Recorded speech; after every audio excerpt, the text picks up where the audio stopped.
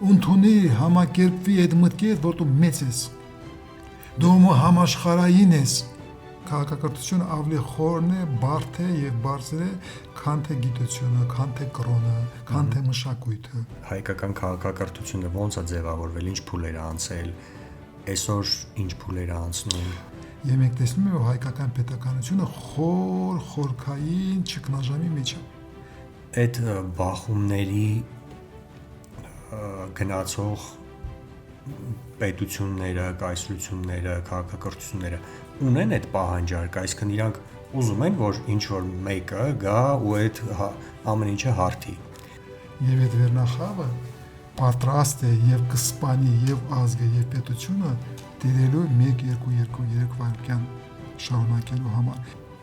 Անցած ընտրություններում Հայաստանում նորից հաղթել է հետսովետական իշխող վերնախավը։ Դու քաղաքակրթություն ես եւ քո պատասխանները բոլորը պետք է լինեն քաղաքակրթական։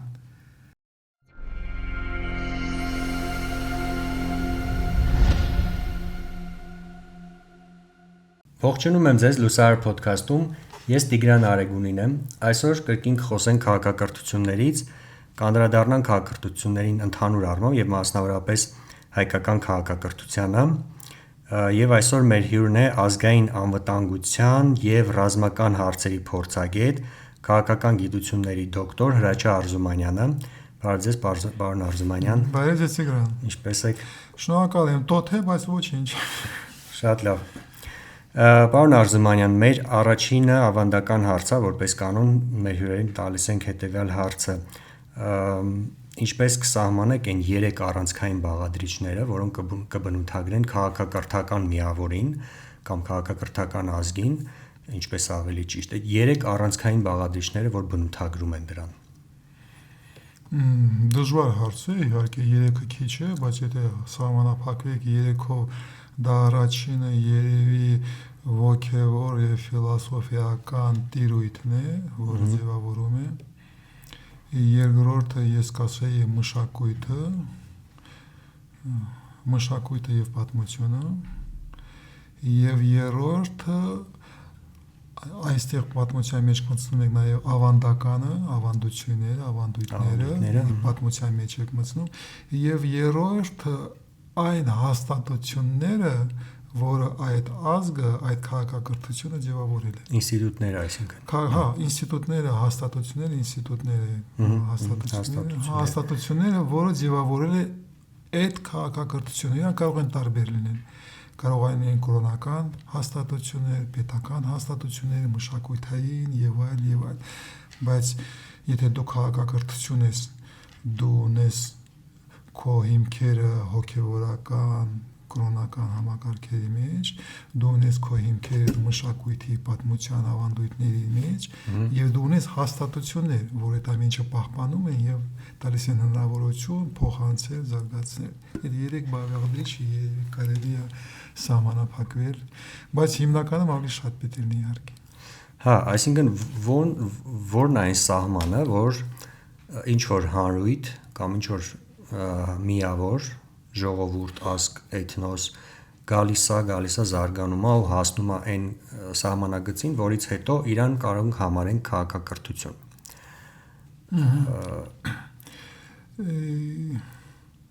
Դժվար է գտնել տես մի հատ յուրահատուկ պարամետր, որը դա հնարավորություն է տալիս, եթե փորձեք մեկ հատ պարամետր գտնեք, ես կասեի ժամանակ։ Քաղաքակրթությունները զարգանում են մեծ ժամանակի վրա, երկար ժամանակների վրա, քաղաքակրթական ժամանակների վրա։ Եթե ասենք այսօրվա պետությունը, պետության հայեցակարգը, պետության հասկացողությունը, ազգային պետության հասկացողությունը զարգանում է մոտ 500 տարի, 500 տարվա պատմություն ունի։ Եթե ասեք կրոնական համակարգերը ունեն հազարավոր տարիների պատմություն, քաղաքակրթությունը ավելի լայն ժամանակների վրա են աշխատում։ Դες ազգը կարող է անցնել մի քանի կրոնական հաստատություններով, համակարգերով փոխելով, բակա ինչ որ իրար մեջ կորիզ, որ իրան թողնում է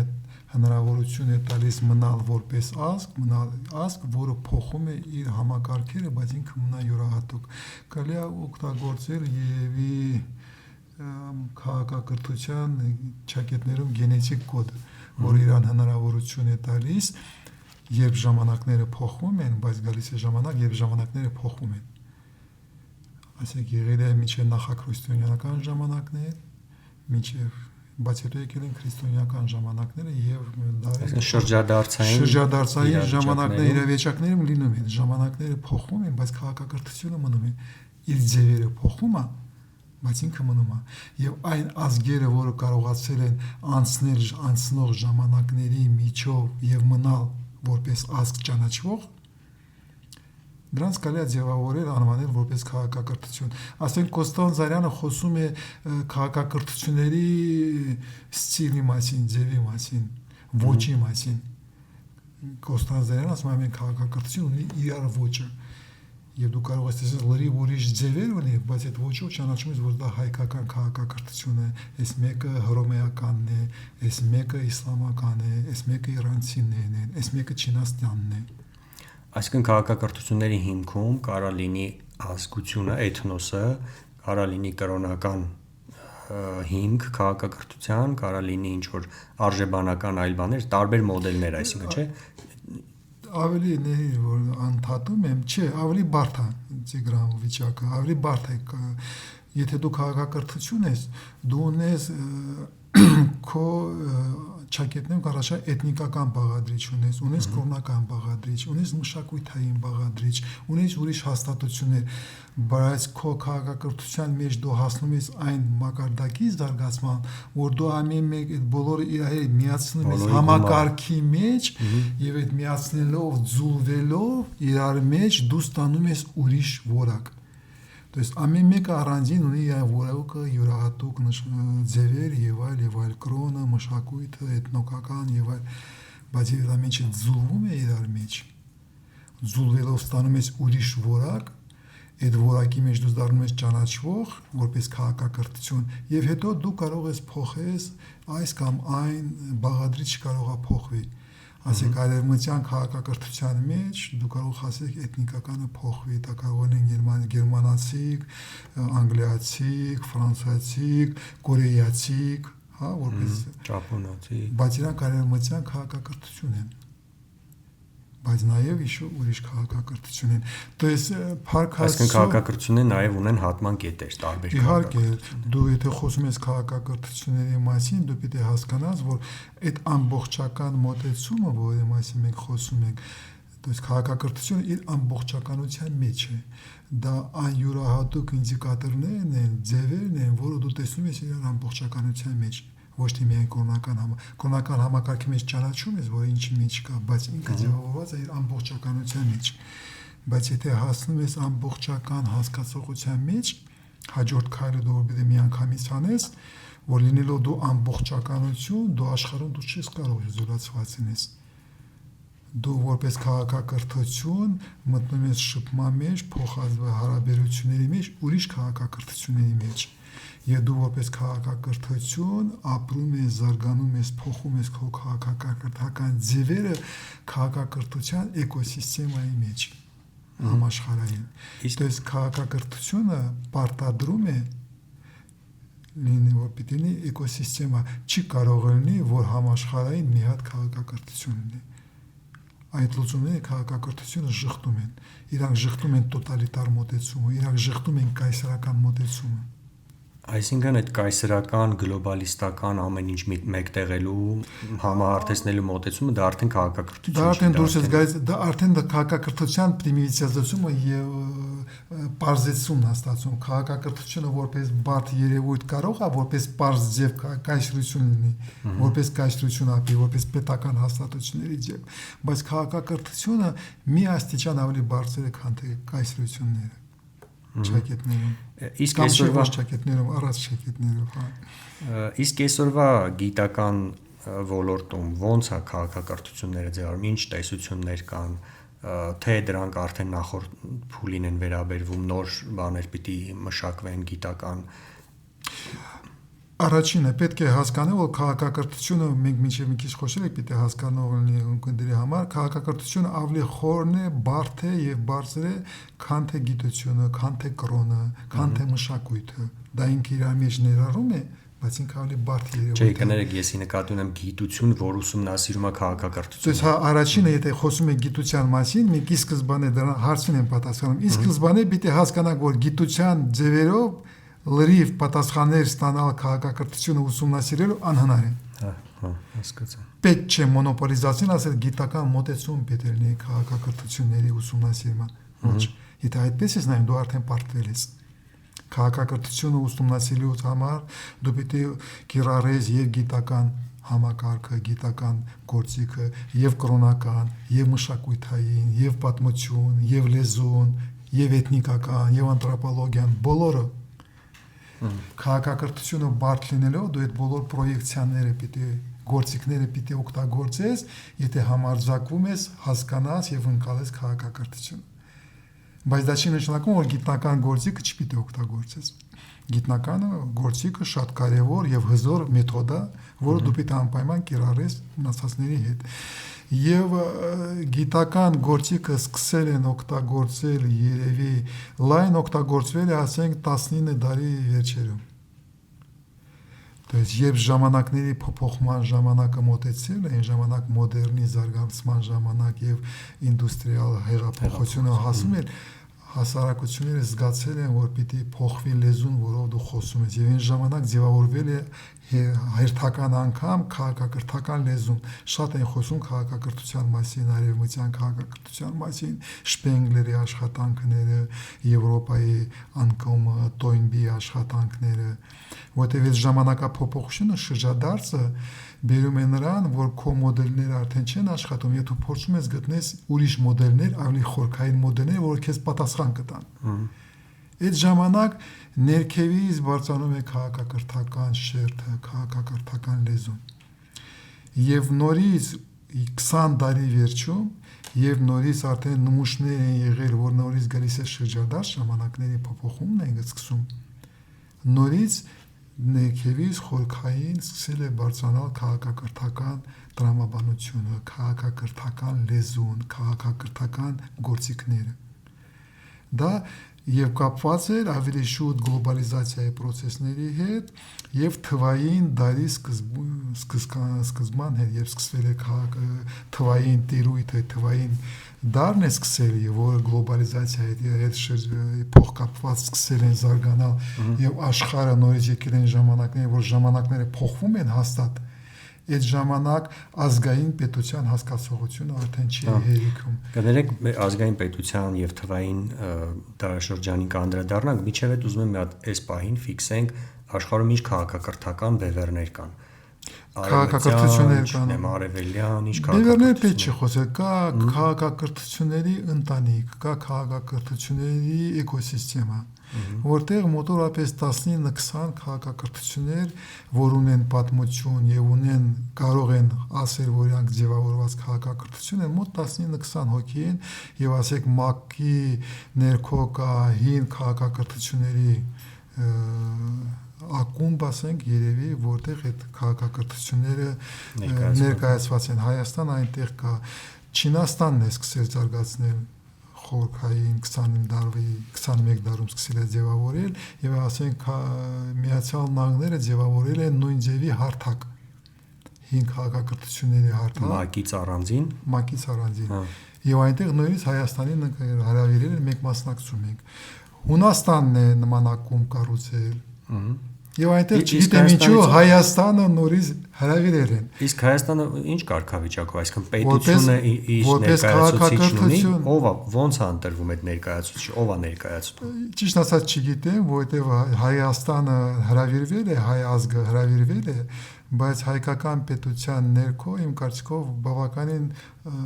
լավ չեմ պատկերացնում ինչ մակարդակի մասին է խոսում։ Եվ ես ուղղակի այսօր չգիտեմ Հայաստանի կողմից ով է ներկայացած այդ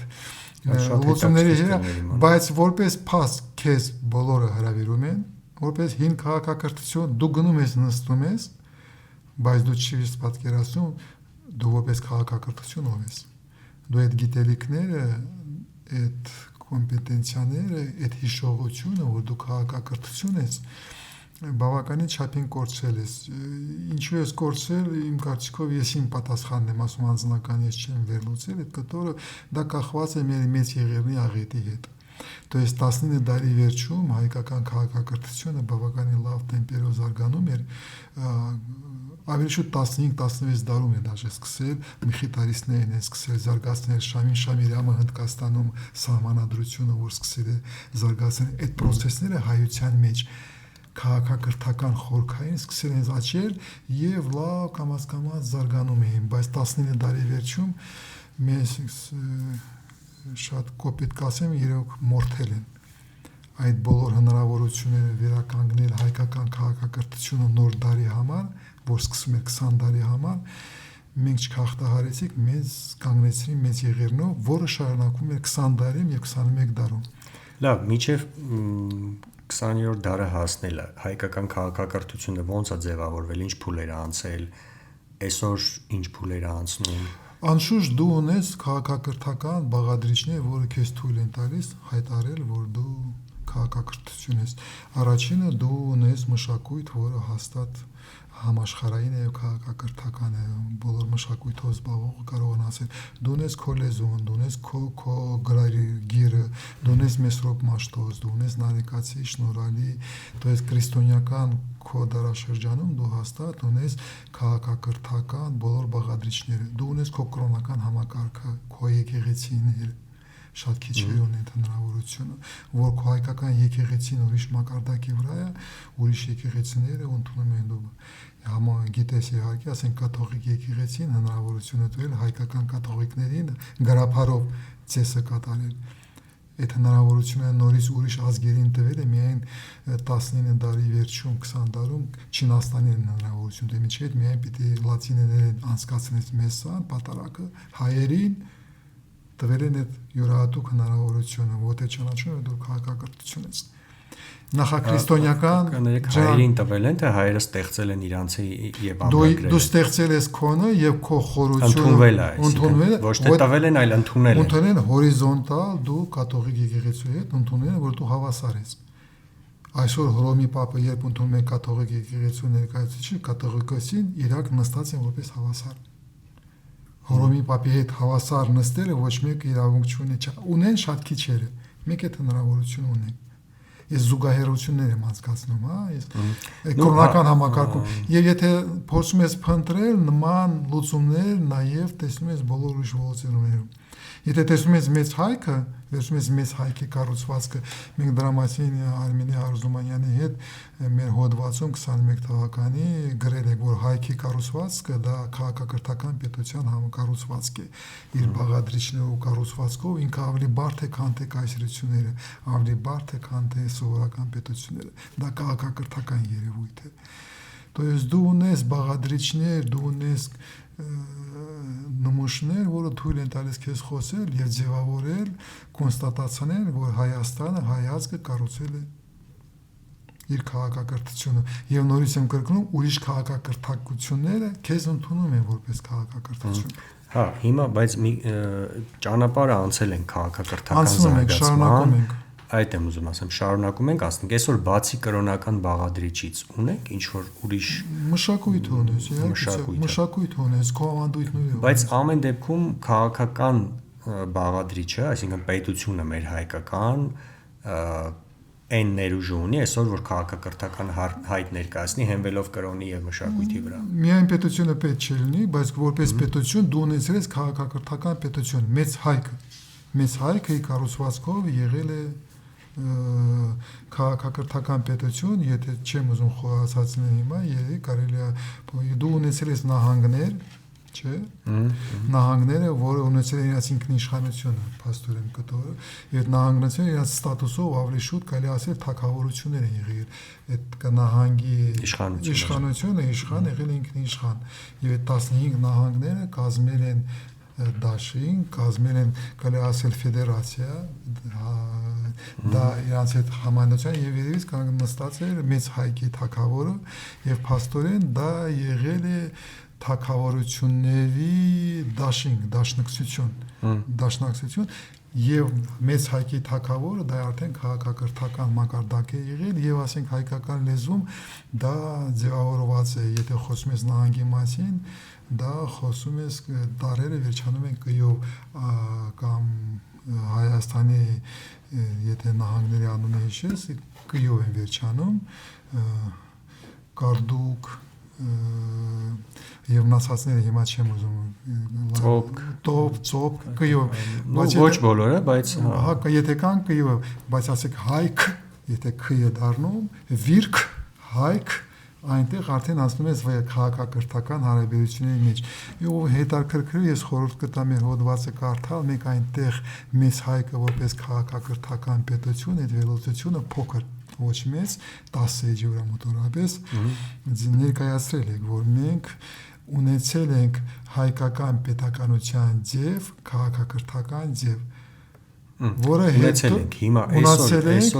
հետո Հայաստանի պետական քաղաքական մտքի բարելավումը էվոլյուցիան բերել է նրան որ մենք փոխակերպվել ենք եւ քաղաքակրթական ձևից անցել ենք ավելի շուտ ազգային պետության գաղափարին ասենք 5 դարում 6 դարում երբ մենք գործում ենք Հայաստանը զարգանում է մեծ հայքից հետո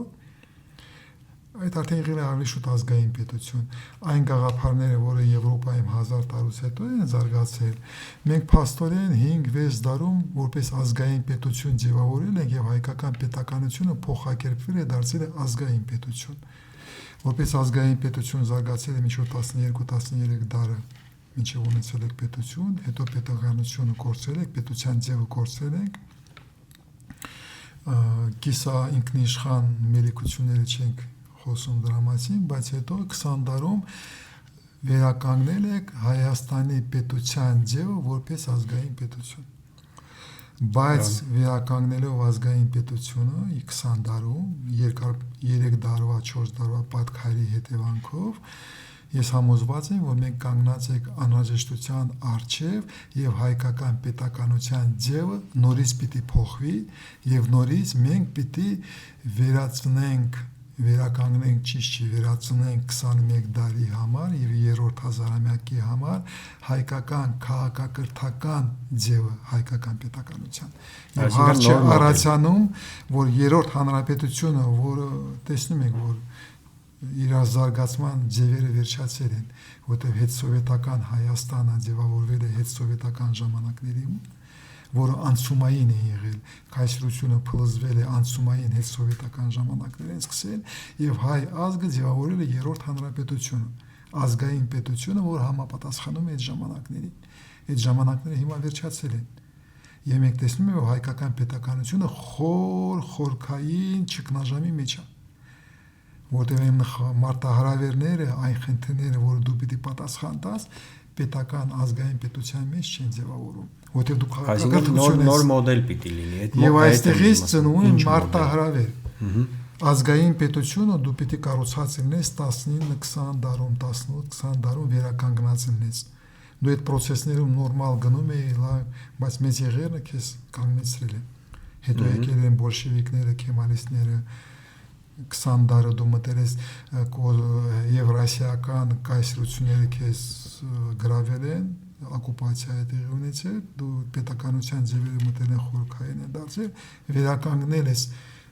ես պետականությունը ազգային պետության ձևով, ամենից հեշտ ընդունված այդ օրերը ձևն է եղել, մինչև այսօր չէ ազգային պետությունը, բայց ազգային պետությունը մտնում է ճգնաժամի մեջ։ Այսինքն ազգային պետության ճգնաժամը դա համաշխարհային է եւ ոչ թե հայկական։ Ավելի շուտ Հայաստանում համընկել է համաշխարհային ճգնաժամը եւ հայկական ճգնաժամը։ Հա։ Մենք այդ երկու հատ ճգնաժամի պատասխանը տակակ դու ունես քաղաքակրթություն, դու քաղաքակրթություն ես, որպես պատասխան այդ ճգնաժամին դու կարող ես իմ կարծիքով պարտավոր ես, բայց ասենք կարող ես պարտավոր ես վերականգնել քո քաղաքակրթական պետության ձևերը, ոչ թե վերցնես կոպի պաստանես մեծ հայքը բերես 21 դար, բայց ուսումնասիրելով քո պետականության ձևերը քաղաքակրթական հասկանաս 21 դարում քո պետությունը ոնց պիտի լինի։ Եվ դու դրանով օգտագործում ես քո մեծ որակյալ преимущество գլխից դուրս առավելությունը Տիգրան, որտեղ դու քաղաքակրթությունը եւ այդ քո որակը քեզ հնարավորություն է տալիս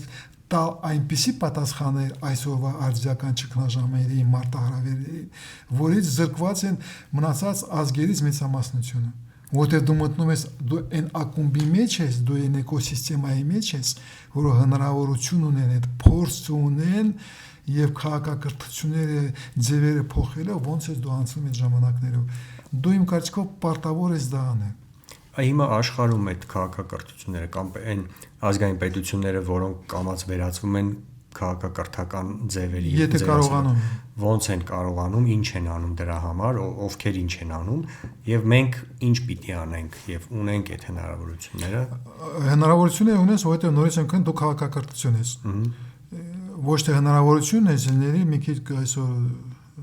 ավելի կատեգորիկ կխոսեն դու պարտավոր ես դա անես դու պարտավոր դու որպես հայ ասած ճար չունենք ճար չէ դու հայ ես դու արարական մարդ ես դու արարատյան մարդ ես որը մշակել է արարատյան քաղաքակրթությունը եթե Կոստանդինյանի լեզվով խոսենք ինքը արարատյան քաղաքակրթությունը անվանում է հայկական քաղաքակրթությունը աշխարհը որ մենք ունենք Եվ իմ կարծիքով դու պարտավոր ես հիշես ով ես դու։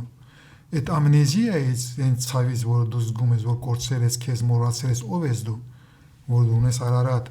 դու Արարատի տակ ձևավորված քաղաքակրթություն ես, այն հզորությունն ես, որը առջև բոլորը ընդունում էին, բոլորը հարգում էին։ Դու պարտավոր ես դա անել։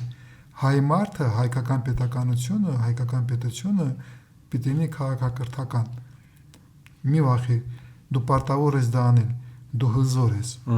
Լավ, ինչ են անում մյուս մեծերը եւ ինչ են անում։ Եվ ուրիշ այդ քաղաքակրթական մոդելը նորից վերացնվել է, վերականգնվել է, որպես պատասխան այն գլոբալ մարտահրավերների, որի առջև կանգնած է մարդկությունը։ Եվ ամեն քաղաքակրթություն սկսել է ձևավորել իր պատասխանը։ Չինաստանը որպես քաղաքակրթություն, որը անընդհատ 6000 տարի ապրում է, չի կորցրել 19 դարում իրանք եղել են գաղութային վիճակում են եղել շատ կարճ 200 տարի այդ շատ քիչ է քաղաքակրթության համար 6000-ի մեջ հա չին բանա իրանք անցել են շատ ցավալի իրանց համար միջև ան չեն ներում իրանց որ իրանց այդքան նմսեմացրել են պատասխան իմա տալիս են Չինաստանը իր պատասխանն է մշակում Հնդկաստանն է իր պատասխանը մշակում Իրանն է պատասխանը մշակում արևմուտքում այդ գաղափարները վերածնվել են եւ ամեն ինչ սկսել է ձևավորվել քաղաքակրթական պետության հայեցակարգը եւ գաղափարները ձևավորվել են Լոնդոնում ծնվել է նորից վերականգնվել է Շպենգլերից Տոյնբիից հետո մոտորապես 1990-ական թվականներին սկսել է ձևավորվել կամ Միշել Ֆուկոն 80-ական թվականներին այդ գաղափարները սկսել են ձևավորվել արևմուտքում դուս արևմտյան քաղաքակրթության հասկացողությունն է ձևավորում ցավոք սրտի վերջի ժամանակները Միացյալ Նահանգների ղեկավարությունը հաճախ օգտագործում է քաղաքակրթություն խոսքը то есть այն բոլոր ազգերը որը քաղաքակրթություն են եւ քաղաքակրթություն ունեն ամեն մեկը սկսել է ձևավորել իրանց քաղաքակրթական ձևերը 21 դարում այն փոխվող ժամանակներում որում մենք ապրում ենք սկսել է նորմեկ մարդկությունը մտել է նորից նորունակ տարածաշրջան նորունակ էմերջենտ ձևավորվող նոր ժամանակաշրջան եւ այդ ժամանակաշրջանական նոր ժամանակաշրջանի համար իր քաղաքակրթական պետական ազգային ձևերը քաղաքակրթությունները սկսել են ձևավորել մենք նույն ձևի 19 դարում սկսել ենք ձևավորել մեր ձևերը բայց այսօր երրորդ անգամ եմ ասում որ դա ցավալի է ինձ համար որտեղ մենք հիմա մեծ եղելի մեջ ենք Արցախի հայությունն է վերջացել շարունակվում է եւ մեզ նորից փորձում ենք կանգնեցնել եւ փորձում ենք կանգնեցնել այդ բարբարոս ձևերով մորթելով բայց մենք պարտավոր ենք իմ կարծիքով նորից եմ խոսում պարտավորություն պարտքերի մասին եմ խոսում մենք պարտավոր ենք հասկանալ որ այս նորունակ ձևավորվող դարաշրջանում դու որպես քաղաքակրթություն կամ ձևավորում ես քաղաքակրթական պատասխան կամ դու չես կարողանալու գտնել լուծումներ Պիտի կպնես ինչ որ մեկին կպնելով հնարավորություն չունես Տիգրան եթե դու կպնում ես դու լուծարվում ես այնտեղ Լուծարում ես եւ որպես հայ ազգ ոչնչանում ես, դու դառնում ես արևմուտք, դառնում ես Իրան, դառնում ես արաբական երկիր, դառնում ես Ռուսաստան չէ, Ռուսաստանը քաղաքակրթություն չձգեցին, փորձում էին, խոսում են, բայց չեն ձգում, Օսմաններն են խոսում, փորձում են բյուզանդական եւ ուրարտական, բյուզանդական, հայկական ժառանգության վրա կառուցել որպես քաղաքակրթություն, Էրդողանը շատ է ուզում, խոսում է դրա մասին, բայց իրանք չեն ձգում, փառքաստու չի ստացվելու։ Միտքս կորցրել եմ, դու որպես քաղաքակրթություն, պարտավոր ես հասկանաս քո մարտահրավերի մասշտաբը։ Դու այդ ճոխությունը չունես զգաս քեզ որպես փոքր ազգ, որը կարող է կառուցի ճակետներում փոքր ազգային պետություն, եւ որպես ազգային պետություն մտնես այդ դարաշրջան։ Դու քաղաքակրթություն ես, եւ քո պատասխանները բոլորը պիտի լինեն քաղաքակրթական։ Դու քո որակը ճակետներում ճակատիդ գրած է։ Դու կարող չես զգում, դու կարող փորձում ես շղթես այդ քո ժառանգությունը, այսօրվա իշխանությունները փորձում են ասում են պատմությունից շղթում կտրվիր, ապրիր, վայելիր կյանքը այսօր,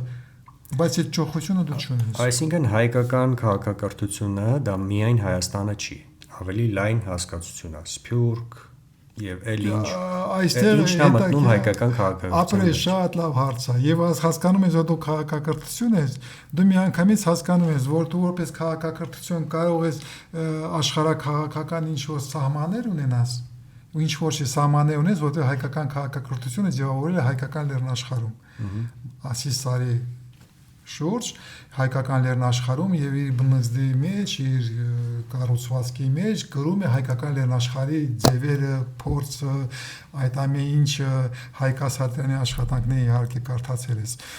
Հայկ Ասատրյանն է շատ լավ խոսում դրա մասին, Նժդեի հետ, բայց Հայկ Ասատրյանը հիմնականում դակոնն է, էտա քեզ ձևավորել, Կոստանդզարյանն է դրաման խոսում, բայց դու լինելով քաղաքակրթություն, խոսել եք մենք սկզբում, քաղաքակրթությունը ինքը իզոլացված չի լինում։ Քաղաքակրթությունը սկզբանե համաշխարհային է։ Ինքը քաղաքակրթության էկոսիստեմայի մեջ է։ Եվ լինելով այդպես, հայկական քաղաքակրթությունը դառնում է գլոբալ։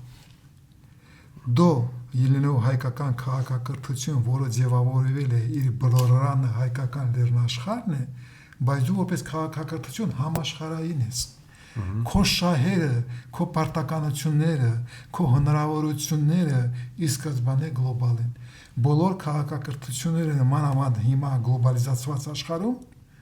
ունեն գլոբալ ներկայացություն, գլոբալ շահեր եւ գլոբալ պարտականություններ, պատասխանատվություն։ Եվ դու որպես հայ մարդ, որպես արայական մարդ, արարատյան մարդ, որը ձևավորել է հայկական քաղաքակրթությունը, ունես իրավունքներ սկսեցի վատա, իրավունքներ, ունես պարտականություններ, ունես պատասխանատվություն ասել ենք, ունես պատքեր, որը պետք է փակես, եւ այդ ամեն ինչը գլոբալ է, եւ ունես գլոբալ ներկայացություն։ Լավ, հայկական քաղաքակրթության իրավունքները, պարտականությունները որոնք են եւ միջև այդ մի հատ ավելի լավ սահմանենք, ինչն է մտնում հայկական քաղաքակրթության հետ, ովքեր են մտնում, բացի Հայաստանի Հանրապետությունից, Սփյուռքն է, էլ ինչն է մտնում։ Ապրես Տիգրան, այստեղ սկսում է մեծ հարց։ Դա նշանակում է, այո, դու քաղաքակրթություն ես։ Այո, դու հազարամյակներով անցել ես։ Այո, այդ քո պատմության մեջ, քո ենթագիտակցության մեջ, քո կրոնական համակարգի մեջ, քո մշակույթի մեջ նստած է եւ կա։ Այդ քո իրականությունը ունես այդ ամեն ինչը։ Բայց ո՞նց է այդ ամեն ինչը ձևավորում 21 դարում, 3-րդ հազարամյակում, որ համակարգ դառնա։ Այդ համակարգ որպես հայկական քաղաքակրթությունը 21 դարում, 3-րդ հազարամյակում որն է, ինչ է իրար մեջ մտնում։ Արդյոք միայն հայ ազգն է մտնում ճակետներում գենետիկ, թե այստեղ մտնում են նաև ասենք ասորինները, մտնում են մնացած 5 քաղաքակրթությունները, որը Միրզավոր Արևելքում կան, արդյոք ասենք կոպտերը մտնում են, չեն մտնում, քո հարաբերությունները մնացածների հետ ոնց է կառուցում, դու պիտի հասկանաս, որ ուրիշ ելք չունես, եւ 21 դարում եթե ուզում ես շարունակես քո ճանապարհը, դու այդ պատասխանը պիտի տաս։ Բայց պատասխանի համար դու պիտի առաջինը այդ խնդրը ձևավորես։ Առաջինը դու պիտի հասկանաս եւ ընդունես մարտահրավերը։ Եվ ես շեշտում եմ, համոզված եմ, որ Հայաստան հայ ազգի մարտահրավերները քաղաքակրթական են,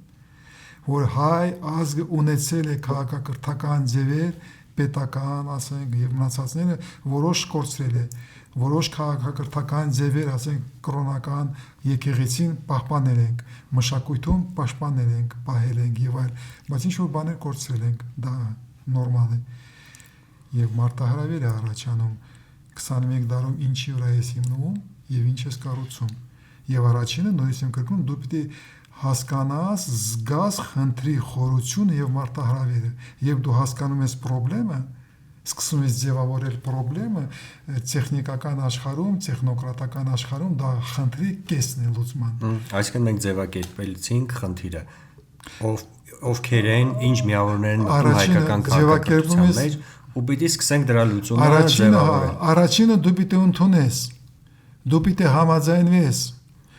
ենթարկվես այն մտքի հետ, որ դու քաղաքակրթություն ես։ Ես հին հոդվածներից մեկում 20 տարի առաջ գրել եմ դրա մասին, որ հասկանում ես Տիգրան, դες ինչ խնդրեմ է առաջանում։ Ես խոսում եմ ժամանակ, ասենք Շամիրամի բանի մասին, չէ, համակարգի մասին, իրիգացիոն, որ մենք կառուցել ենք։ Մենք ասում ենք ռոռոկման համակարգը, մենք ասում ենք Շամիրամի ռոռոկման համակարգն է,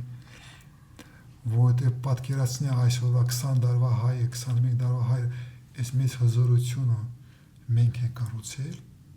Չէ, Շամիրամն է կառուցել, մենք որպես փոքր հայեր ես ոնց կարող ենք այսքան մեծ բան կառուցել։ Այս Վանի ամրոցը, չէ, այդ Ուրարտաներն են կառուցել, ոնց կարող է հայը այսպես հզորություն կառուցել։ Եթե դու փոքր ես դառնում, փոքրանում ես, այդ մեծ ահռելությունը քեզ պատասխանատվությունները փորձում ես այդ պատասխանատվությունը քեզանից գցես, ասես, չէ, ես չեմ, ես փոքր հայ եմ, խեղճ հայ եմ, այստեղ ապրում եմ, թողակից հանգիստ, ես եմ ապրում եմ այսօրվա հացը, իսկ ուրիշ հարցերը դու պիտի հասկանաս այդ ճանապարհի վրա լուծում չկա։ Առաջինը ընդունի, որ դու մեծ ես։ Առաջին մարտահրավերը հայի համար 21 դարում ընդունի, համակերպվի այդ մտքի հետ, որ դու մեծ ես։ Դու համաշխարհային ես։ Եվ դա ընդունում ես իմ կարծիքով, այդ ծանրության տեղ թևեր ես առնում։ Այստեղ երկու հանգամանք կա։ Ես ձեր հետ համաձայն եմ, բայց կա մի ուրիշ երես այս ամեն ինչի, որ շատ է շահարկվում, բերվում է այն մոտեցումը, որ երբ որ դու քեզ համարում ես մեծ, չգիտեմ, քաղաքակրթական եւ այլն, դա տանում է դեպի մեծամտածում ու այդ կետի վրա սեղմելով շատերը արժեզրկում են այդ մեծություն ասվածը։ Այդ նուրբ սահմանը ոնց պիտի անցնել, այսինքն ոնց պիտի մենք ընդունենք, որ մենք մեծ ենք, բայց դրան զուգահեռ չմեծամտանանք։ Առաջինը դու պետք է մեծանաս ոչ թե արհեստական եւ արտաքին ձևերով։ Դու հորքային քո սրտում, քո ոգում պիտի դա ընդունես, որ դու մեծ ես։ Այդ process-ը երբ սկսում է քո մեջ, այդ մեծությունը քո մեջ է զգում։ Այդ ժամանակ դա բնական մեծանում է, աճանում է քո մեջ։ Բայց եթե արհեստական ձևերով ես ապրում, ձևերի մասին ես խոսում, այդ ժամանակ այդ խնդրեմը կա։ То есть այստեղ ավելի շուտ խնդրեմն է հայի մասշտաբի մասին։ Դու պետք է կարողանաս այդ մեծ մասշտաբի վրա աշխատելը, այդ մեծ մասշտաբի վրա զգալը, համաշխարհային լինելը, դա այդ ունակությունները, ես երբ պետությունը կորցրել ես, ես պատմաբան չեմ, Տիգրանից համար դժվար է, ես առաջին գիտությունը ես ինժեներ եմ, համակարգող եմ, ես տեխնոմարդ եմ, ես տեխնոկան գիտելիքների, ես գիտության մարդ եմ, ես մշակույթի մարդ չեմ, ինձ համար դժվար է հայկական պատմաբանների եւ մշակութաբաններին այդ հարցը կտած, երբ հասկսել Հայաստանի քաղաքակրթության անկումը, ինչու է սկսել, երբ եք մեկնեղ կոտրվել եւ սկսել կորցնել, այդ ուրիշ հարց է, չեմ ուխորցանալ։ Հիմա, բայց այդ հետևանքով, երբ կորցրես այդ ձևերը, դու սկսել ես փոքրանալ հոգով, քո մասշտաբով։ Բայց եկել է այն պահը, եւ դու պետք է նորից որոշում ընդունես, կամ դու հիշում ես ով ես դու, ինչքան մեծ ես եղել եւ փորձում ես այս փոքր վիճակից սկսես նորից վերականգնվել, ծնվել, վերածնվել, նոր ժամանակների համար, կամ համաձայնում ես, որ դու վերջացել ես։ Կան քաղաքակրթությունները, որը մեռած են։ Տասնյակ քաղաքակրթություն, որը անցել են, եգիպտական մեծ քաղաքակրթությունը մեռել է, կոպտներն է մնացել, բայց ասենք չկա ասորիցիները մի փոքր ժողովուրդ է մնացել մեզ հարազատ, բայց չկան, չէ՞, ասեցի։ Կարող է դու այդ քո ճանապարհն է։ Դու կամ համաձայնում ես, որ դու գրում ես քո հայկական պատմության վերջի էջը, Դա հարցեր չկա։ Կամ նոր էջ ես բացում։ Կամ եթե հասկանես, որ պիտի շերտես ուրիշ ճանապարհ, պիտի շարունակես ճանապարհը, դու պիտի հասկանաս հաջորդ էջը գրելու համար, դու պիտի գրես այդ էջը որպես քաղաքակրթություն, որովհետև նորից ժամանակները փոխվում են, նորից քաղաքակրթությունը խորքային բարձրանում է երես, բոլորը դրա մասին են խոսում, եւ նորից եմ ասում դու քաղաքակրթություն ես։ Դու կարող ես փորձես մոռանալ դրա մասին, բայց աշխարհում քեն մոռանալ որ դու քաղաքակրթություն ես։ Եվ այսօր Հայաստանի դեմ պատերազմները այդ կատաղի որ գնում են, մեծ եղերն է քո դեմ։ Դա քո քաղաքակրթության ելնելու հետևանք է։ Եվ դու շղթում ես չես ուզում ընդունել, դա քեզ չի փրկում։ Հատկապես Ամերիկա, Չինաստան եւ տենց մեծությունները շատ են խոսում քաղաքակրթական մոդելների մասին, Հնդկաստանն էլ Ճապոնիան միշտ եղել է։ Հիմա հետաքրքիր է, այս պատերազմները, առճակատումները, այս բևեռացման տանում, այսինքն քաղաքակրթությունները ասենց կռվում են մեկը մեկին ոչնչացնելու մոտեցումով, թե նոր համակեցության ձևաչափ են մշակում։ Շատ դժվար հարց է, ես պատասխան այսօր չունեմ, Հանտինգտոնը ասել է, որ քաղաքակրթությունների բախում է սկսում, հա, հիշում ես։ Հանտինգտոնը ասել է դա պայքարը պատերազմանները, այդ քաղաքակրթական պատերազմանները, բայց չգիտեմ որտեղից է իմ մեջ, ես մնեմ ինձ մեջ զգացողություն, որ ասել հայկական քաղաքակրթության ֆունկցիաներից մեջը պիտի լինի, առաքելություններից մեկը պիտի լինի փորձել գտնել ուրիշ ճանապարհ։ Եվ քաղաքակրթությունները ոչ թե պայքարում են, կռվում են, բայց համերաշխ իր հետ կառուցում են ավելի մեծ համակարգ։ Եվ այդ մեծ աշխատանքի մեջ, որը ոչ թե պատերազմը, ոչ թե հզորությունների չափումը, բայց էկոսիստեմայի մեջ իրար ներդաշնակցնելը, իրար հարմոնիայի մեջ բարձրացնել աշխարհի մարդկությանը եւ քեզ ուրիշ աստիճանի զարգացման, ուրիշ որակ ստանալը։ Իմ կարծիքով ես նորից եմ խոսում, ենթադրությունների մասին եմ խոսում, նորից եմ գնում, ես պատմաբան չեմ եւ մշակութաբան չեմ, հա։ Իմ կարծիքով դա հայկական քաղաքակրթության առաքելությունն է եղել միշտ։ Կոստան Զարյանն է դրա ասում, մնացածներն են խոսում, դա մեր առաքելությունն է, օգնել մարդկության անցնել նոր ժամանակներ։ Շատ լավ, այսինքն մենք որպեսզի մեր քաղաքակրթական տեղը գտնենք այսօրվա մեծերի շարքում, քաղաքակրթությունների շարքում, մենք պիտի նայենք։ Մեծեր չեն, քաղաքակրթությունները հավասար են։ Այդտեղ մեծ չկա, հա։ Հա, քաղաքակրթությունների շարքում պիտի ինչ-որ բան առաջարկենք, այսինքն ձեր ասելով մենք առաջարկում ենք այդ բախումներից անցնենք նոր էվոլյուցիան, փորձել ուրիշ շրջանակ կառուցել, ուրիշ լուծում գտնել։ Հա։ Ես դա տեսնում եմ որպես հայ ազգի, հայ մարդու, հայկական քաղաքակրթության մարտահրավեր, որի պատասխանը պրովոկացիոն բան պիտի ասեմ, որի պատասխանը պիտի ձևավորվի Երևանում։ Հայ ազգի վերջի մայրաքաղաքն է նոր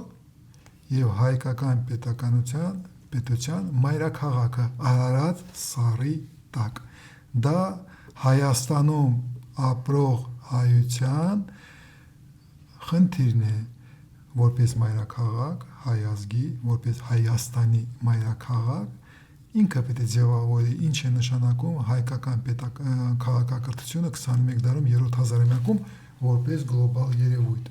ներգրավելով հայկական հայության, ոչ միայն հայության, բոլոր ներուժը, գլոբալ հնարավորությունները, մարտահրավերները պիտի բերես Երևան, ձուլես Երևանում եւ պիտի ծնվի Երևանում, ոչ թե Լոս Անջելեսում, Վաշինգտոնում, Փարիզում, Մերձավոր Արևելքում, Լիբանանում եւ այլը, դա իմ կարծիքով Երևանի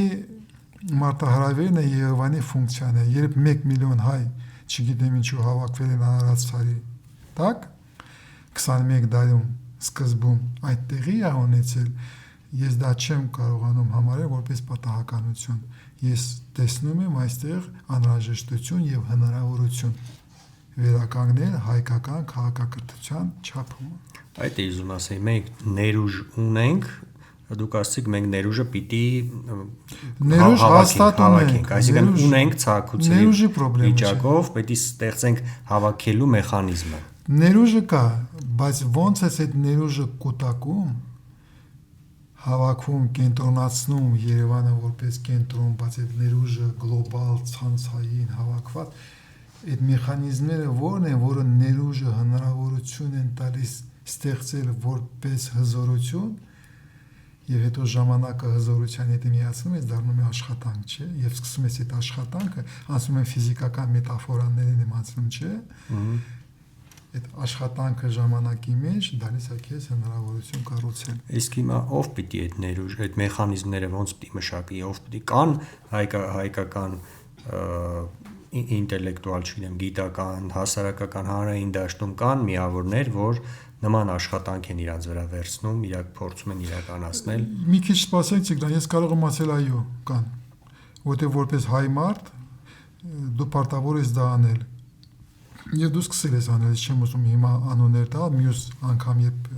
նման կշարունակեք, մի զրույցում դրա մասին կխոսեք, որտեղ մի քիչ որպես անձնավորություն մարդ ոնց է սուևերն է, ոնց է հայերեն, ճակետներում սնահավատ են ճակետներում, ես չեմ ուզում դրա մասին խոսել։ Հետո պիտի եմ որ ասում անցի նոր ասա հոп։ Առուն անցնենք, հետո ասենք հոп, բայց ես գիտեմ, որ այդ հնարավորությունը ներուժ ունենք եւ հա, երևի այստեղ կասեմ, որ այն Հայաստանի Հանրապետության հայեցակարգը որպես քաղաքակրթական պետություն, Հայաստանը որպես քաղաքակրթական պետություն այդ հոդվածը ես իմ աղջկա հետ գրել եմ, վերջացրել եմ հունվարի 30-ին 2021 թվականին։ Երբ ես կորցրել եմ Արցախը, ես կորցրել եմ Դիզակը, իմ մեջ հարց է առաջացել ներսում ինչ պիտի լինի պատասխան, եւ որպես պատասխան ծնվել է հայկական քաղաքակրթական այդ առաջի հոդվածը 30 էջի վրա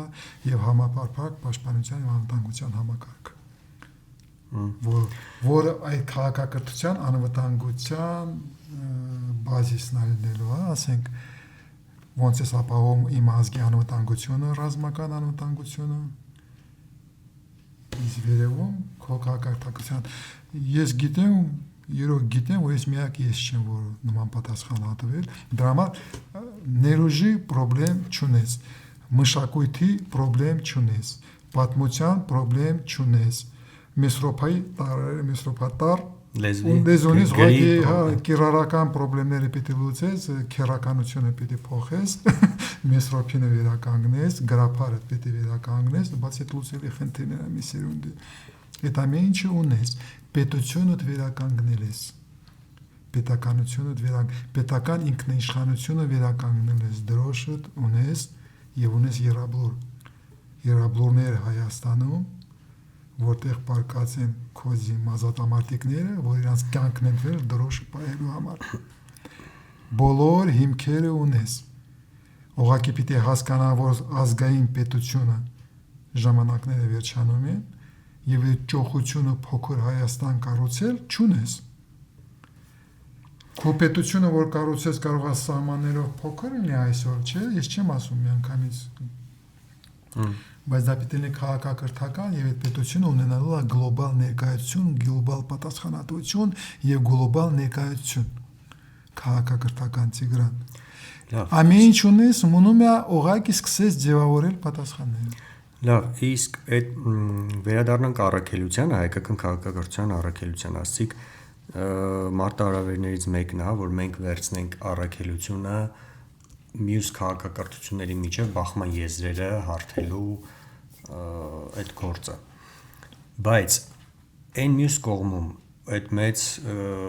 բևեռները, որ կան այսօր բախվում են, պատերազմներ են անում, չգիտեմ, մի օր Իրանում, չգիտեմ, Թայվանում, Ուկրաինայում, ստեղ Հայաստանում, այդ բախումների գնացող պետությունները, կայսրությունները, քաղաքակրթությունները ունեն այդ պահանջարկը, այսինքն իրանք ուզում են, որ ինչ որ մեկը գա ու այդ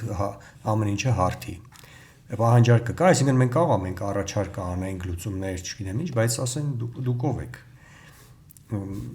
Մենք մեր հարցերը sense լուծում ենք, այսինքն այնքան իրար կխփենք, միջև կհանգենք ինչ որ իրավիճակի կամ մեկը կհաղթի կամ մյուսը կհաղթի կամ բալանսավորված վիճակ կստեղծվի, այսինքն այդ պահանջարկը կա այն առաքելության, որը մենք ուզում ենք վերցնենք։ Եվ հեշտ է եւ շատ դժվար է պատասխանը։ Առաջինը պետք է ընդունել, հասկանալ, որ դա ճանապարհ է։ Հայկական քաղաքարտության ճանապարհն է, որը շարունակվում է հազարամյակներում, հա։ Դու պարտավոր ես շարունակես քո ճանապարհը։ Դու ունես հարաբերություն հազարամյակներում եւ դառնում է մարդկության համար եւ քեզ համար։ Կընդունի աշխարհը քո առաքելությունը, կհամաձայնվի, կխնդրի, չխնդրի, մինչև դու չսկսես այդ կառուցելը, դու պատասխան չես ունենալու դրան։ Այստեղ նստել ասել, որ աշխարհը պատրաստ չի ընդունել, ես մնում եմ փոքր Հայաստանում, այստեղ գլոբալ խաչմերուկներում պերոշկի կոտեմ, մի քիչ սերուշկա կծախեմ եւ կվայելեմ իմ կյանքս, հետո երեխաները կլուծեն։ Այդ պատասխանները չեն աշխատում։ Դրա համար այդ ճանապարհի շարունակությունն է, նորից եմ կրկնում։ Եվ այդ ճանապարհը եւ սկսես գնալ այդ պատասխանները, կսկսես պատասխանները տալ, բայց այն, որ բոլոր հին քաղաքակրթությունները, այդ գլոբալ ուժային կենտրոնները հրավիրել են քեզ որպես քաղաքակրթություն մասնակցես, նշանակում է իրանք քեզ համար դեր ու տեղ են տեսնում։ Դու չես տեսնում քո տեղը եւ քո դերը։ Բայց դու պետք է հայտարարես, որ դու պատրաստ ես, դու վերահիշել ես ով ես դու։ Եվ դու համարձակվում ես վերցնես քեզ վրա քո առաքելությունը։ Որոշակի առաջարկներ արդեն մշակել ես եւ ասում ես, որ ես կամ, ես հիշել եմ, ես ով եմ։ Այդ ժամանակ ինչ որ քաղաքակրթություններ կուրախանան։ Ինչ որ քաղաքակրթություններ կզայրանան։ Որտեղ քաղաքակրթությունների հարաբերությունները բոլորը բարեկամային չեն, բոլորը թշնամական չեն, բայց սկսում է կյանք, սկսում է պայքար, սկսում է փոխգործակցություն, սկսում է փոխազդեցություն։ Առաջինը դու պետք է համաձայնվես ինքդ քեզ հետ, որ դու մտնում ես այդ քաղաքակրթությունների բարի մեջ։ Մինչև դու այդ որոշումը չես ընդունել քո ներքում, մինչև դու չես խորացել քո ներսում, չես նեոկենտրոնացել այդ հազարամյակների քո սրտի ոգու մեջ նորից վերահիշելով այդ ամեն ինչը ասում ես, այո, իմ պապերին ճանապարհը ես շարունակում եմ։ Մինչև դու քեզ այդ պատասխանը չես տվել, մինչև դու չես կանգնեցնել փլստալը, փախնելը այդ հզորությունից, այդ ճոխությունից, այդ թակովարական պարգևներից, ասելով մեծ չեմ ուզում։ Իմաստ չկա, մեր խոսակցությունը իմաստ չունի։ Տիգրան, եթե նոր սերունդը, ես արդեն 60-ից անցել, նոր սերունդը չի ուզում, ժխտում է, կան քաղաքակրթություններ, որը մեռնում են։ Լատինական Ամերիկայի քաղաքակրթությունը, որը մեռել են, Մերձավոր Արևելքում մեռած քաղաքակրթությունները, Ասիայում մեռած, Եվրոպայում։ Կան սկսում ես, ծնվում են եւ մեռնում են քաղաքակրթությունները։ Հա, սովորաբար երկար են ապրում, բայց կարող է դա հայկական ճանապարհը, բայց ես գիտեմ, որ դա տենց չի։ Ոչ թե հույս ունեմ, ես գիտեմ, որ այդպես չի։ Եվ սրտում եմ զգում, եւ ոգում եմ զգում, եւ ունեմ նմուշներ, որ այդպես չի։ Այստեղ ուղղակի քո թուլությունը եւ ծուլությունն է, որը պիտի հաղթահարենք։ Կամ թուլությունը, կամ ուղղակի պիտի արթնանաս։ Այդպես ակեն, դու պիտի արթնանաս 21 դարու համար, մինչև չես ուզում արթնանալ, մինչև ուզում ես 20 դարում, 19 դարում մնաս, այդտեղ պատասխանները լինում են մեծ եղերում, բայց 21 դարում կարող ես լրիվ ուրիշ լինես, եւ իմ կարծիքով մենք ունենք ամեն ինչ դա սկսելու, դաշներ դա շարունակելու, ոչ թե սկսելու, Փարքաստու հազարամյակներում կա շարունակել 21 դարում եւ երրորդ հազարամյակում այդ հնարավորություն, այդ ճոխությունը, պարտավորությունը եւ հնարավորությունը մենք ունենք։ Լավ, հիմա գանք մեր այսօրվա Հայաստանի Հանրապետության իրավիճակին 2-3 օր առաջ տեղի ունեցավ հերթական ընտրությունները ազգային ժողովի, Հայաստանի Հանրապետության ազգային ժողովի ընտրություններ ու ձեր գնահատականը այս իրավիճակում է, ինչ իրավիճակ է ստեղծվել հետընտրական, այսինքն ինչ ուժեր կան, այդ ուժերը արդյոք գիտակցում են sense բաներ, թե իրանք շատ կարճաժամկետ են, հարցս երևի հռետորական է, բայց մի հատ իրավիճակին անդրադառնանք։ Փոքր է, ուղղակի սպորտում կարճ ասել, հա, այսօրվա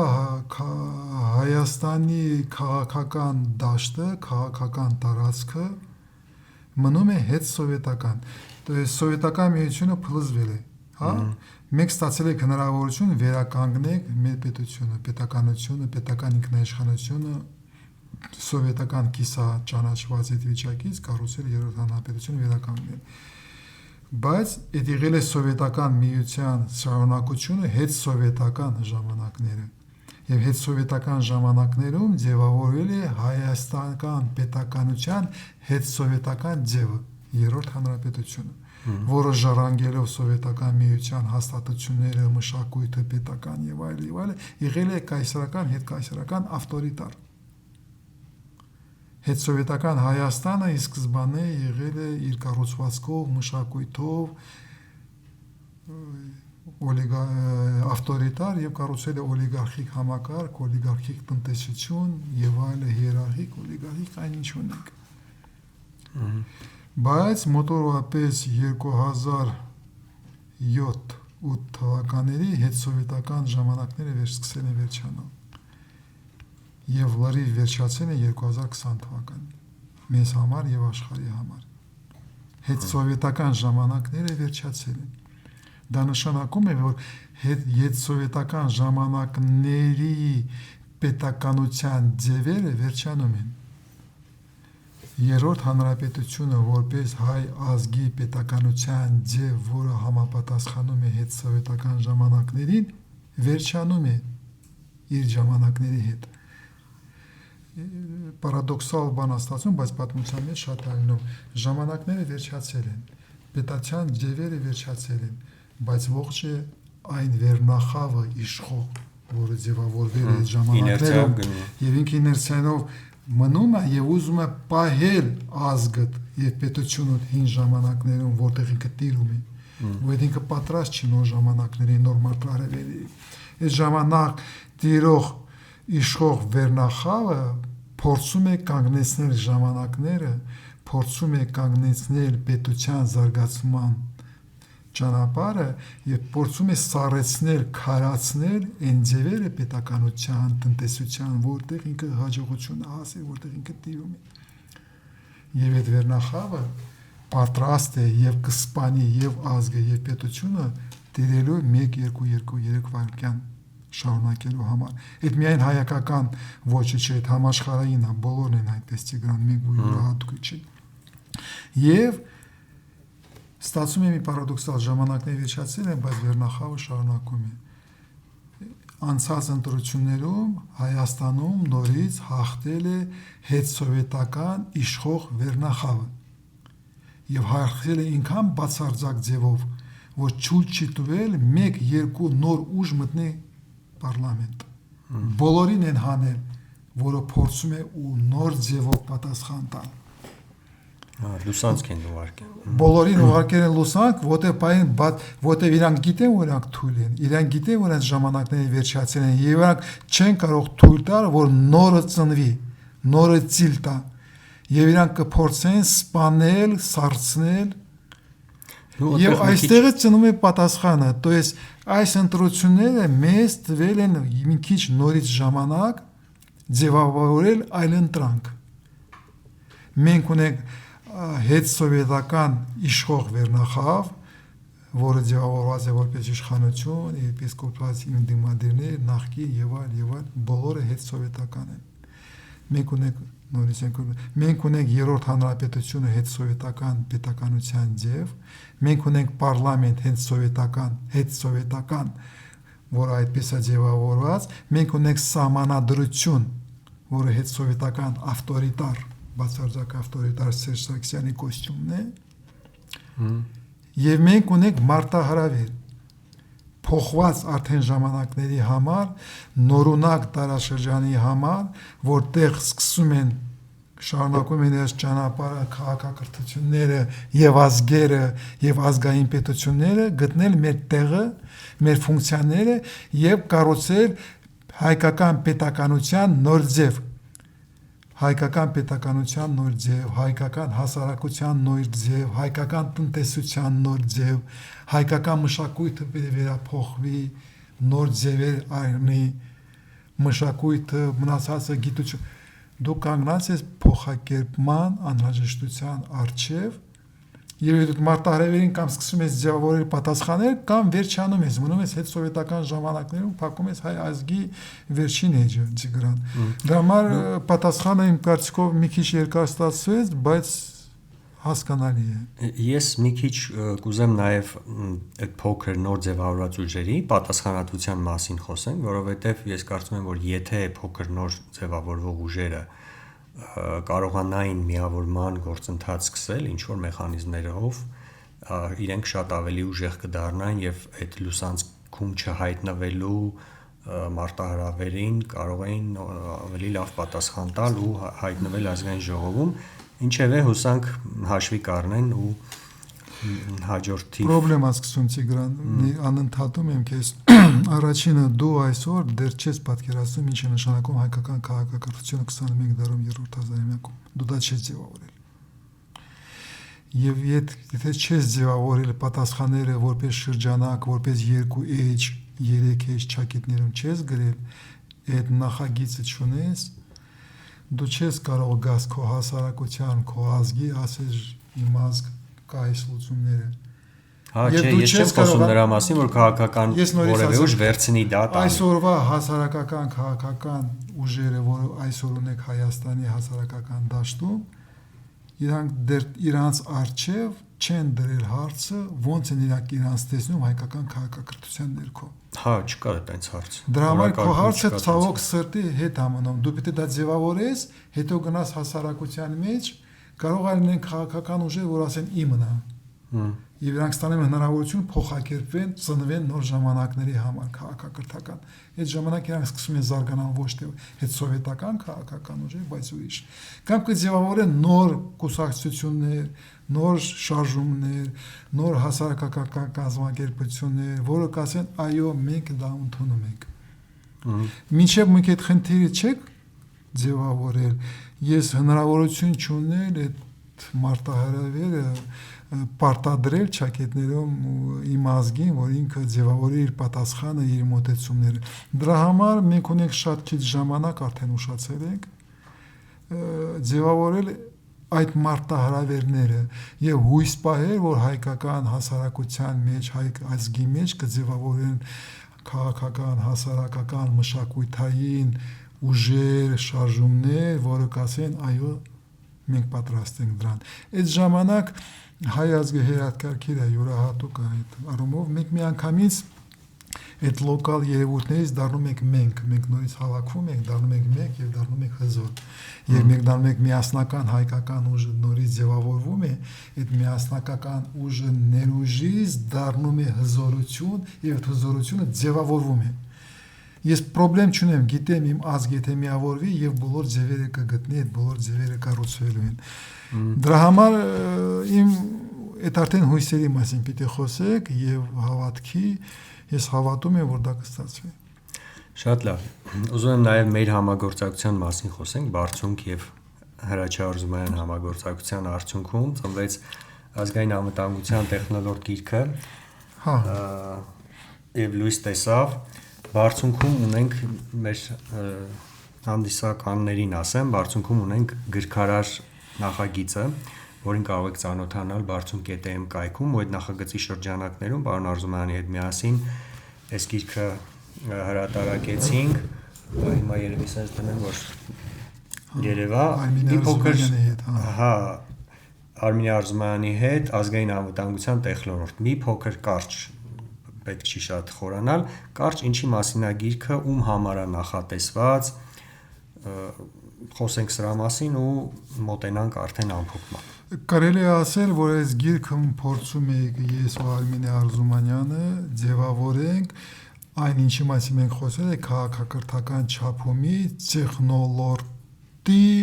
ուղղությունը։ То есть այդ ձևավորող նոր ժամանակներում տեխնոլոգիաները, թվային տեխնոլոգիաները, տեխնոլոգիայի սկզբանե ունենալու է յուրահատուկ տեղ։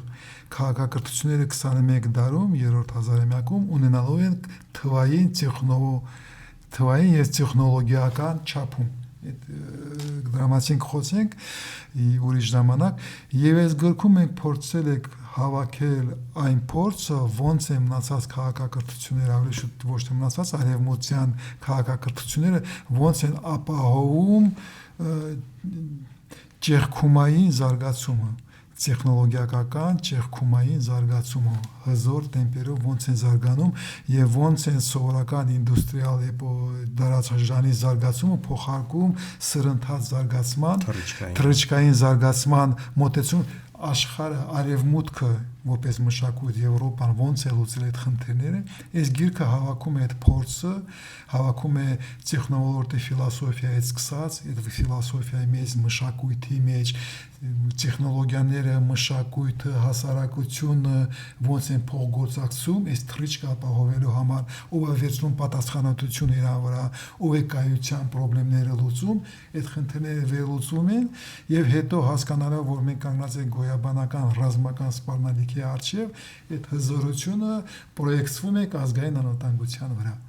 Այդ խնդիրները ոնց է լուծում ազգային անվտանգության ոլորտում, ոնց է Հայաստանի ռազմամարդյունաբերական համալիրը պիտի փոխակերպվի եւ դառնա պաշտպանողական նորարունակ էկոսիստեմա։ Այդ ամենը փորձ այդ խնդիրներն են բարձրացում, ոնց այդ խնդիրները լուծում Միացյալ Նահանգները, Ֆրանսիան, Եվրոմիությունը։ Այսինքն կարելի է ասել գիրքը նախատեսված է պետական կառույցների ռազմավարություններ մշակողների համար, գիտնականների համար, գիտությամբ զբաղվողների համար, ելում համար եւ տեխնոլոգիայի համար, պետության համար, պետական ինստիտուտների ռազմավարական ծրագրավորման զբաղվող գիրքը շրջանակները, որը 10-20 տարվա ընթացքով են այդ ժամանակներում են աշխատում, տեխնոլոգիը, որը յուրահատուկ պիտի ուշադրություն դարձնի, բայց նորից եմ կրկնում, գրքում դա չկա, այս ուրիշ գրքերում պիտի հավաքենք հետագայում, երևի տեխնոլոգիը դառնում է քաղաքակրթությունների անբաժանելի նոր չափումն է։ Եվ այս գիրքը փաստորեն քաղաքակրթության տարերից չափումներից մեկն է ներկայացնում, ոնց է պատասխանը տալիս արևմուտքը, եվրոպական մշակույթը, քաղաքակրթությունը, հայկական քաղաքակրթությունը եվրոպական լինելով մենք ավելի շուտ մեր ճամբարը ճակետներում կամ առաջ ճակետներում գտնում է այդտեղ։ Ես փորձել ենք Արմինե Արզումանյանի հետ այդ փորձը հավաքել համաշխարհային եւ բերել Հայաստան։ Հայկական գիտական, տնտեսական, ռազմական, պետական հաստատությունների եւ ոլորտի համար։ Բայց ենթադրում եմ նմանատիպ տեխնոլոգիական պատասխան ունի նաեւ արևելքը։ Բայց ներառված չի այստեղ։ Չէ, ներառված չի, միայն հավաքել եք այստեղ, կարողացել եք հավաքել Միացյալ Նահանգները, Ֆրանսիան, ՆԱՏՕ-ն, Եվրոմիությունը։ 4 հիմնական ուժային կոթեր, ես ստացվել է բավականին մեծ գիրք, իհարկե լավ կլինի, որ այստեղ ուրիշ գրքերն են, Ճապոնիան ոնց է լուծել, Չինաստանը ոնց է լուծել, Հարավային Կորեան ոնց է լուծել, բայց իմ կարծիքով այդ ճոխությունը չունենք, մենք մնում ենք, ոչ թե ճոխությունը, մենք եվրոպական քաղաքակրթություն ենք, այդ ընտանիքի մեջ եք, մեր ճանապարհը այստեղ է, բայց մասածների ուսումնասիրությունը շատ ճիշտ կլինի, ուղղակի հույս ունեմ կշարունակեն ուրիշները։ Շատ լավ, եւ գիրքը վաճառքի մեջ է, ովքեր կուզենան ձեռք բերել կամ աջակցել գրքարար նախաձեռնությանը բարձունքի, մեր կայքում ուսումնասիրեք բարձունք.am եւ մնացած տեղեկությունները մեկնաբանություն նկարագրության մեջ, տեսանյութի նկարագրության մեջ կտեղադրենք, նաեւ կարող եք գալ բարձունք ձեռք բերելու համար։ Ես ուղղակի մի անգամից կզգուշացնեմ ունկնդիրներից, որ գիրքը գրված է բարդ լեզվով։ Ես դրա համար հարցեցի ում համար է նախատեսված։ Ես մի անգամից ասեմ, գիրքը գրված է բարդ լեզվով, որտեղ բարդ թեմաները պարտադրում են բարդ լեզվով, ֆիլոսոֆիական, համակարգային լեզվով։ Այս գիրքը մի անգամից մի օրում կարդալ չի լինելու։ Եթե դուք որպես մարդ ավելի շուտ կլինի մարտահրավեր, արդյոք դուք պատրաստ եք խորքային այս process-ների մեջ, որտեղ ֆիլոսոֆիան, մշակույթը, նորարարականությունները,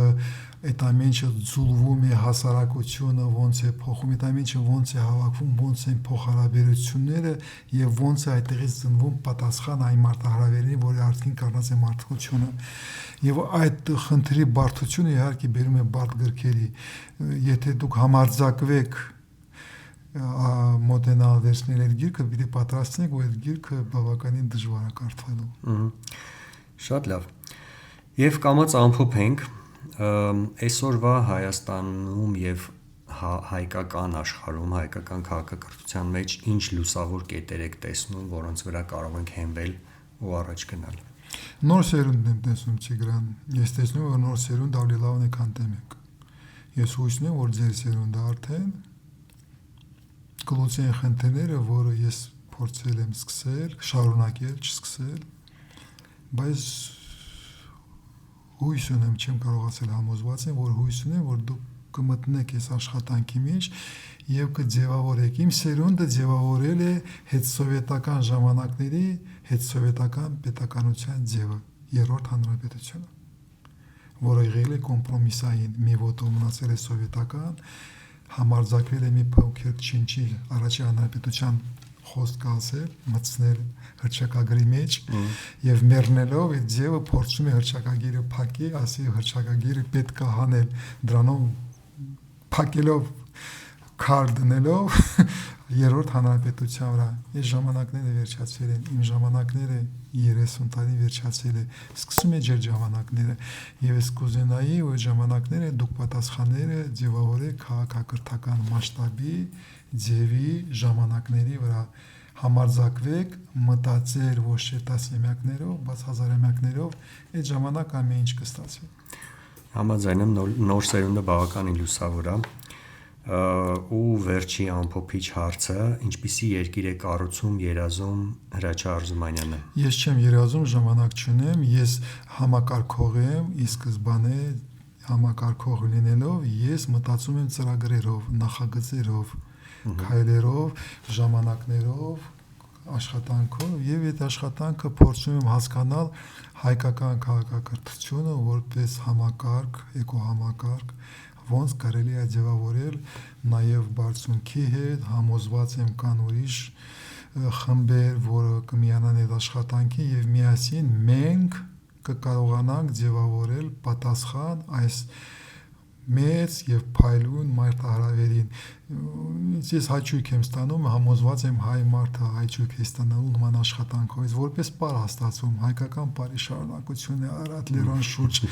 կշարունակենք մեր պարը եւ իստե կիշեմ Գինոսյանին Գագիկ, ինքը մեծ աշխատանք է արել հայկական պարերի ռիթմը արտնացել է իմ ազգի մեջ, այդ ռիթմերը արդեն կան, բայց ռիթմից բացի պիտի մեղեդին երևա, հետո մեղեդից բացի պիտի աշխատանքը մնացած բաղադրիչները մեզ սպասում են եւ ես համոզված եմ ոնց սկսել եք բարել մնացածները ժպտալով կանենք։ Շատ լավ, շնորհակալություն։ Շնորհակալություն ձեզ Տիգրան, լավ հաճույք ստացա այս զրույցից։ Հաճելի է շատ։ Կհանդիպենք Լուսար podcast-ում։ Եթե այս զրույցը կարևոր էր քեզ համար, աջակցիր Լուսար podcast-ին։ Լուսար podcast-ը ստեղծում է կամավորական մեծ ջանքերով եւ ցանկացած աջակցություն կարևոր է մեզ համար։ Աջակցել կարող ես բաժանորդագրվելով, կիսվելով, տարածելով, ինչպես նաեւ նվիրատվությամբ։ Նվիրատվությունները կուղղվեն խմբագրական աշխատանքներին, տեխնիկական վերազինմանը եւ ընդհանուր նկարահանմանը։ Աջակցել կարող ես Re-Armenia հարթակում, Բարձունք.am կայքում եւ հայն հաշմի որը դրված է նկարագրության մեջ։